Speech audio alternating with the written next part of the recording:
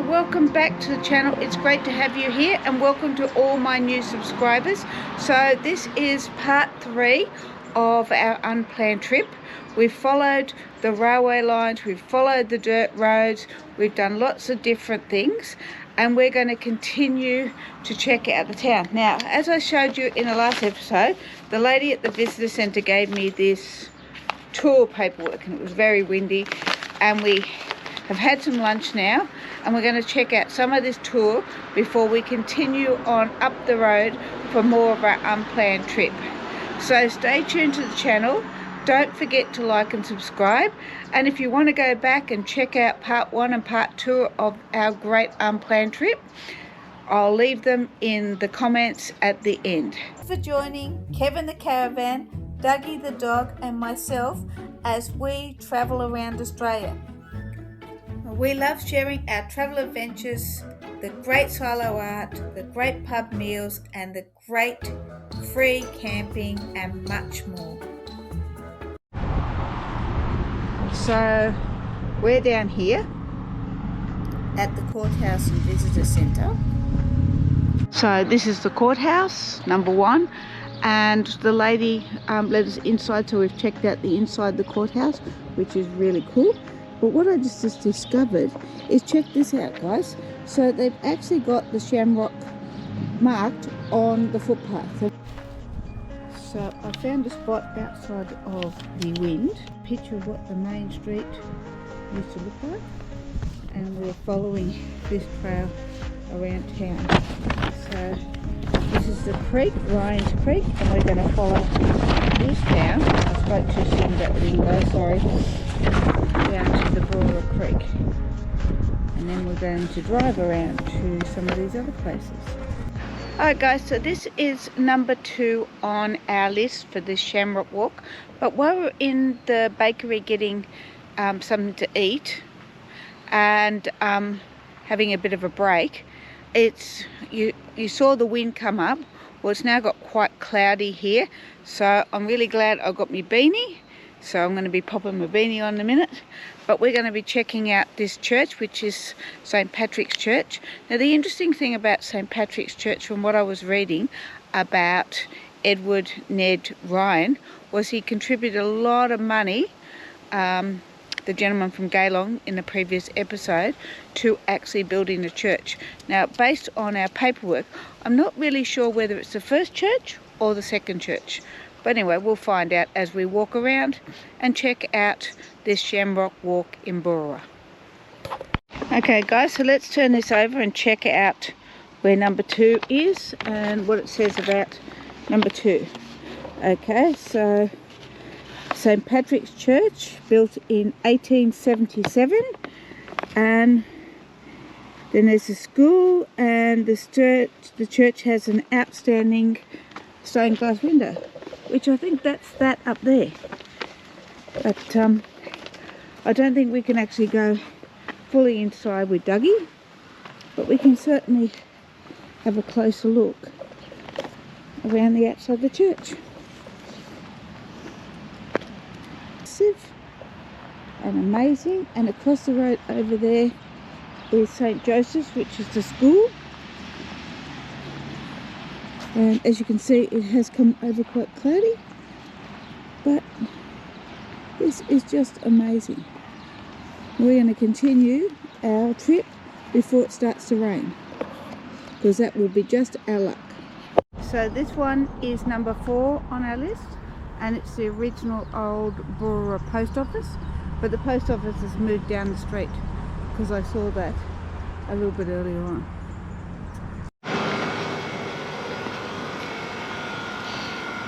Boorowa Hotel, Stew and Guinness Cafe, but this one doesn't have a number on it, so it's obviously not part of the walk. Alright guys, so this is another plaque for the Shamrock Trail, about the trail. So this is the museum here, and it's not open sadly, because it says they're desperately looking for people to help, and so they're closed during the winter, which is a shame, because I would have liked to have checked it out. Number 15 was the Bank of New South Wales in 1909. We'll have a look and read some more about that on our piece of paper. Alright guys, so I have sat down here so I could have a better read about the bank, which was number 15. And it looks like it was moved here and into Market Street around 1866. And it had extensions added onto it in 1956, and it became Westpac, and it was closed in 2000. So that's the bank, but now it's the medical centre.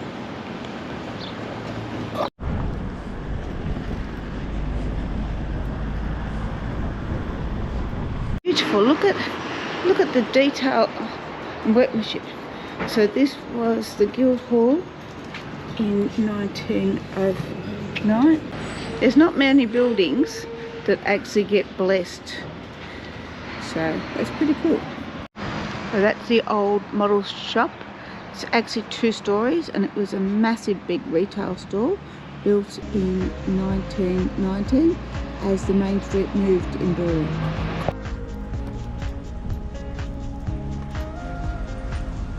Check out the mural on that. That is just beautiful. Alright guys, so we're now going to head around the corner to check out number 12 and number 13 on our list. Interesting thing is, on the map they're actually backwards. Murphy Brothers, hatters, merchants.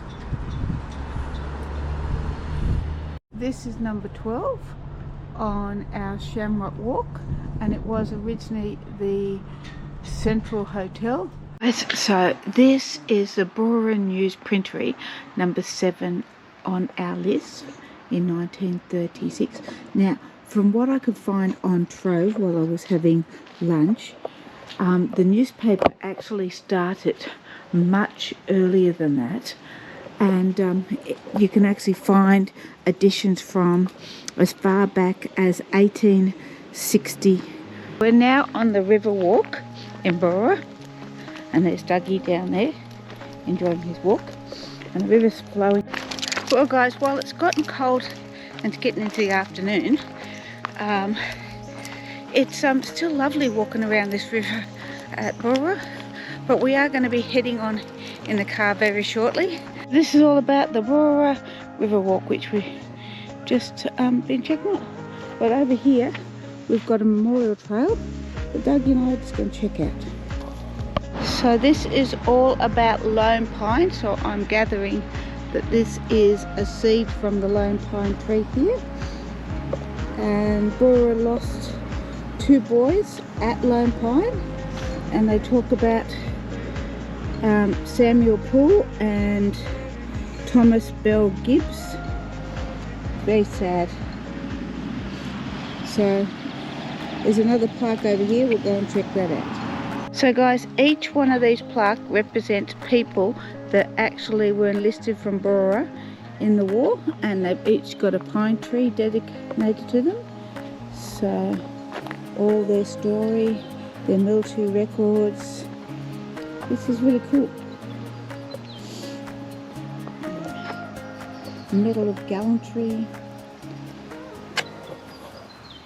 So this one is actually a nurse, Sister Daisy Donaldson Richmond, and she was the Royal Red Cross, Distinguished Service.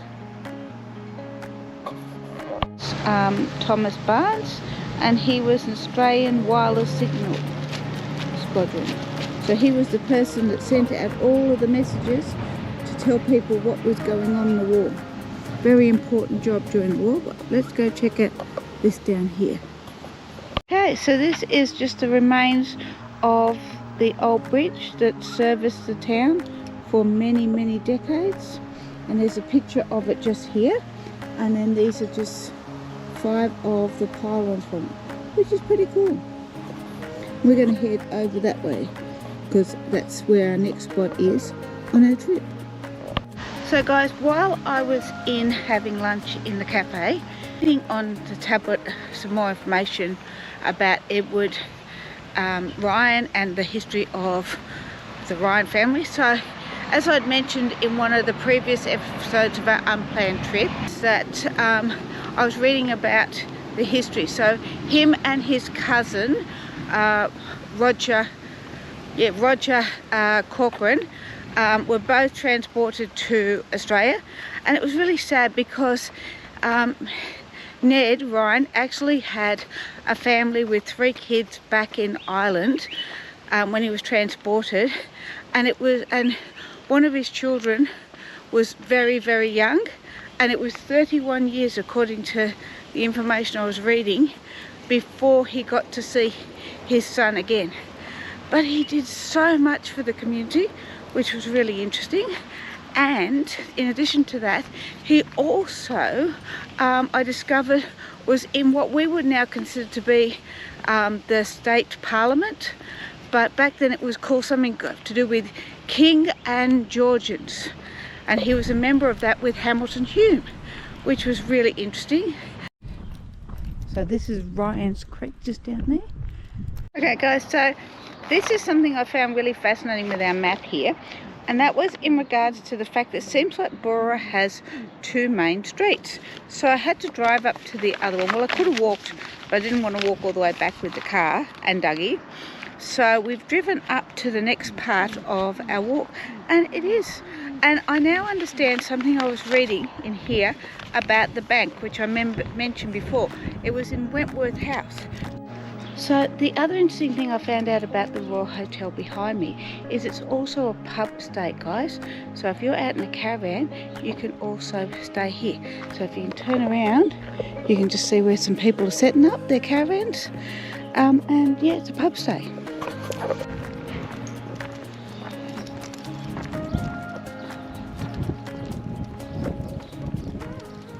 So the building was constructed by Irish stonemasons with a shingle roof, and it also had a school adjacent to it, but they decided it wasn't big enough, and so they moved it round in 1881, and this is all that remains of it. Alright guys, so this is the original St. Patrick's Church. We went down and we checked out the new one. So this was built in 1855, and there was something I was reading when I was having lunch about the fact that this the roof fell off it in 1865, and that was when they decided they were going to do renovations on it, and then they decided no, they were going to build a whole new church. And when you compare the size of this church and the size of the new St. Patrick's Church, it certainly is much bigger. Building, we'll go and have a closer look. Wentworth House, sorry, which is number 24. Go up and check out the ones just up there. Alright guys, so this is number 36 on our list, the Oriental Bank. And the bank, according to our sheet of paper, the bank was only in town for a short period of time. But you can tell by those big doors, that just reminds me of a bank. Whoops. So this must have originally been the main street. What I think is the Shamrock Inn, and Dougie spotted a sheep in there. And then we're going across the church, and that's going to do it. This is number 32 on our list, the Wesley Church, and it was originally they had a tea meeting and they raised money to build it. It went on to be a Methodist church, and then in 1977 it became the Uniting Church, which it still is today. Number 32, 1869. But, well guys, I was wrong. Across the road from the church isn't the Shamrock. It is number 35, the Webb and Crago, which I'm assuming it's a mill. We'll have to have a close look at our paperwork in a second, but as you can see guys, it's got a bit crumpled. but we're heading off now.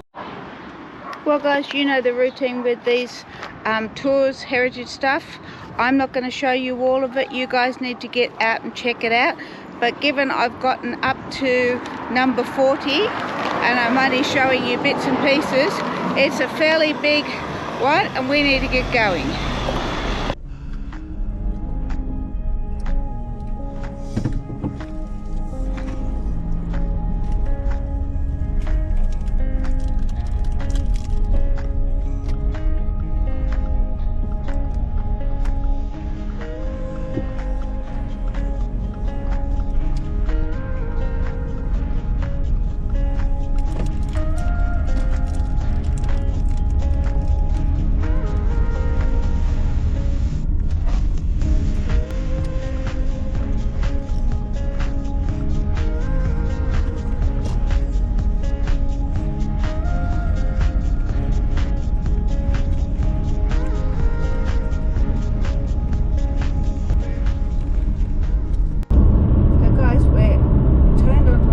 Backroads to a town called Frogmore, and we're going to be checking that out and we'll see where we end up. Alright guys, so we've now arrived in Frogmore and it's not much of a town, like it's a very tiny town. I'm not sure what the population is, but we're going to have a little wander around and check it out. So this is the Catholic Church and we're going to take a wander up and down here and see where it goes. Before, I'm not really big on graveyards, even though as we've been doing this multi-part series, we've ended up in one amazing graveyard. But we're just going to check out the stone here. So this was laid in 1925, so by the Bishop of Goulburn, and this was been the town. I wonder what the population was back then. We might actually have a look, but I'm going to have a wander down there because there's a bell over here, and that's the kind of bell you would have had in an old schoolyard. So I wonder whether or not originally there was a school here, but not anymore. There's Dougie. Look at those beautiful old doors. Well, the churchyard was interesting, but we've headed back to the car because I'm going to drive up to the other part of town because it's a bit far to walk. Probably not, but we've done enough walking today.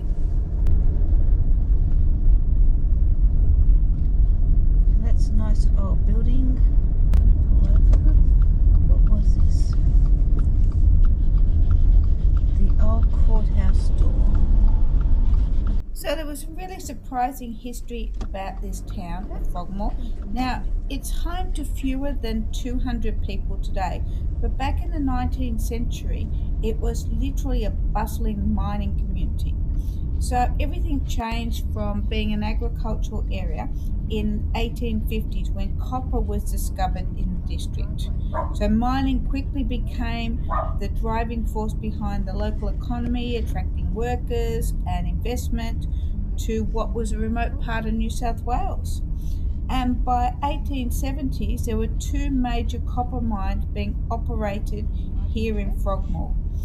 The Dear Brothers Mine and the Ben Susan Mine. I think that's how you pronounce it. Well, that actually makes a little bit more sense about why they wanted to have a railway line link between here, being Frogmore, and Crookwell and Boorowa. That actually makes a little bit more sense because they wanted to transport the mining ore, the same as what we do today.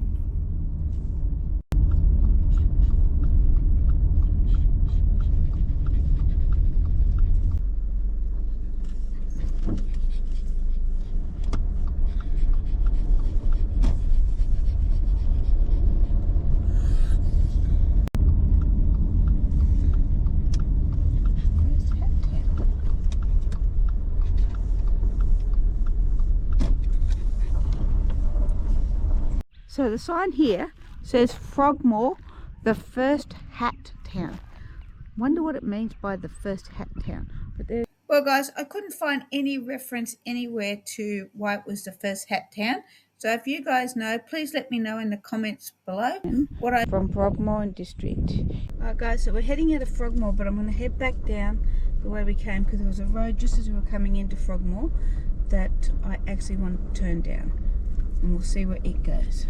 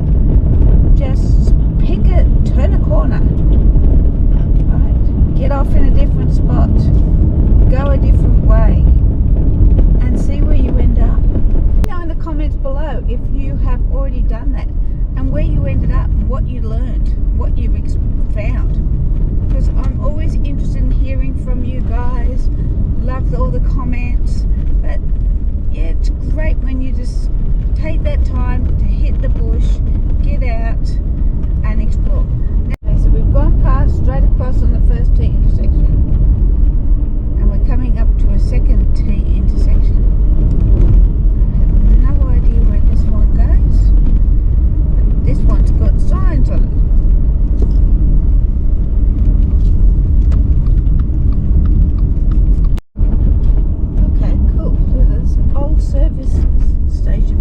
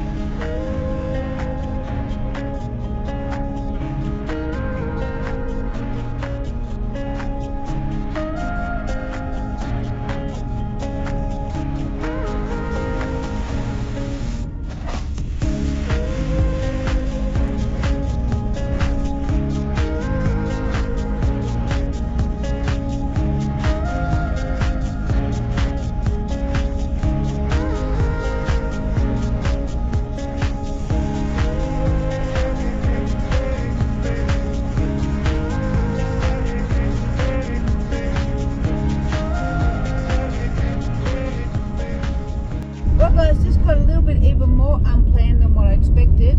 I was chatting to a farmer and he told me I couldn't get through the route I was going because the river was flooded. Remember I said to you we've had a fair bit of rain, and so he told me to come down this road, which I'm currently on. It means that it's going to take us a little bit longer. He reckoned it could take us an hour, but I'll be able to get through here because it's not far this way until we hit the tar. But we're going to end up in another town that I hadn't expected to go through. But this is going to make for an interesting unplanned trip. As I said, I hadn't expected to not be able to get through on the road, but that's the thing with dirt back roads, and even you guys would know that when you get out on the roads and you've up around Burke and stuff and you get the rainy season, you're not going to get through. But anyway, we'll find another way through and we'll be back on the main highway soon.